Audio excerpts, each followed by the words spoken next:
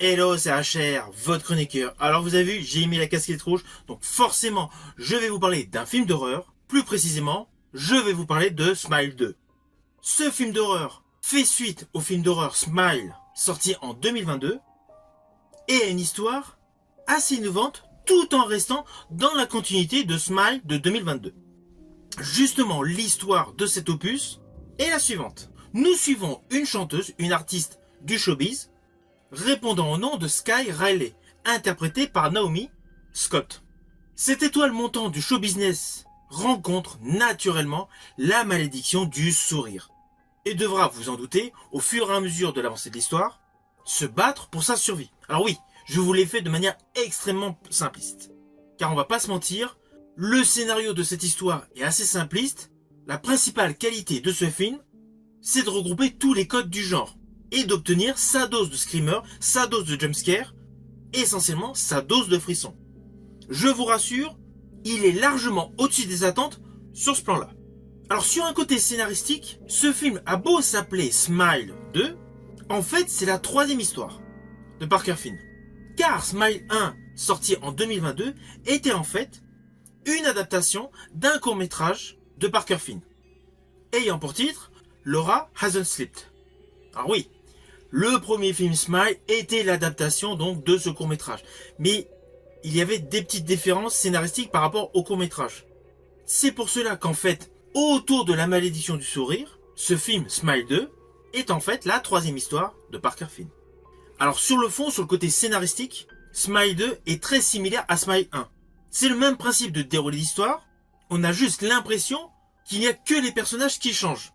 Je vous rassure, il y a plusieurs divergences par rapport au déroulé d'histoire entre cet opus et le précédent.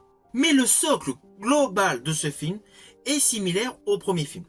À la grosse différence que le premier film était beaucoup plus intimiste, tandis que celui-ci se retrouve plongé sous les projecteurs. Alors ce qui est amusant, c'est que ce film sort quelques mois après le film Trap de Night Shyamalan. Ainsi, il y a certains petits points communs que vous allez remarquer. Mais perso, j'ai préféré ce film Smile 2 par rapport à Trap. Pourtant, Trap, j'avais fait une chronique, je fais partie de ceux qui avaient apprécié ce film. Mais ce film Smile 2 est beaucoup plus dans le côté horrifique, dans le côté frisson.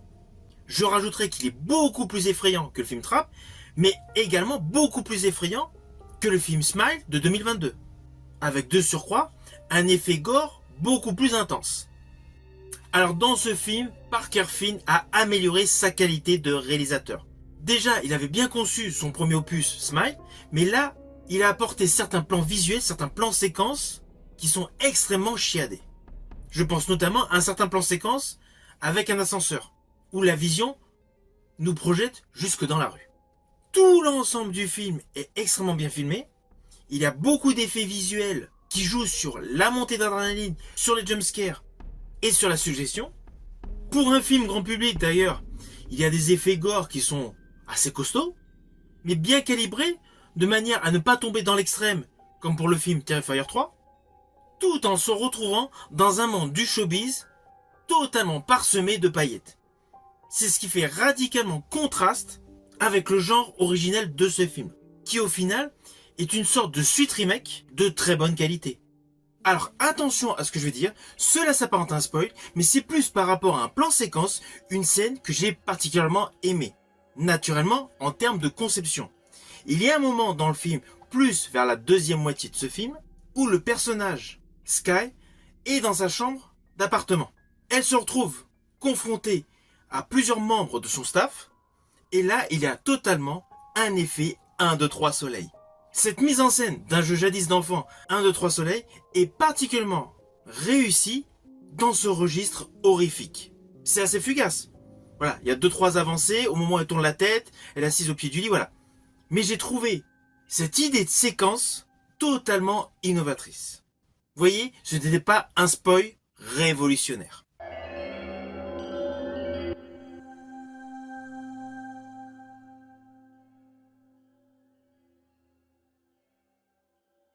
Alors au final, naturellement, c'est un film d'horreur que je vous invite à découvrir.